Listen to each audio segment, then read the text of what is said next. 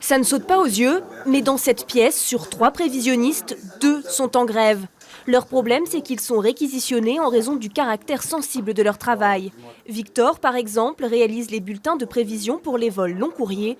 Gréviste, il est présent à son poste, comme d'habitude. Est-ce qu'il y a un impact d'une certaine manière sur le boulot? Non, puisque le travail est fait quand même. Et puis, justement, c'est un peu frustrant de cette manière de procéder, mais c'est comme ça. Au niveau de Météo France, on a mis en place quand même des systèmes pour assurer la continuité de la production, pour impacter les usagers le moins possible, même si on est gréviste, et notamment pour ce qui concerne les domaines de la sauvegarde des personnes et des biens. C'est donc le grand public qui ressent le plus les effets de cette grève, car ce sont les prévisions pour les chaînes de télé, par exemple, qui ne sont plus assurées. Météo, en raison d'un mouvement social du côté de Météo France, nous ne sommes pas en mesure de vous diffuser l'image satellite d'aujourd'hui. Et comme les autres fonctionnaires d'État, c'est contre la réforme des retraites que ces agents protestent. On va vers l'inconnu, on ne sait pas vraiment ce qui va se passer.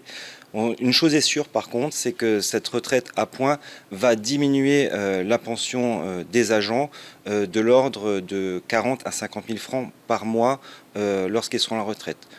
40 fonctionnaires d'État travaillent à Météo France. Assez peu visible, leur mouvement de grève est aussi peu suivi. Pas plus de 15% de participation depuis jeudi.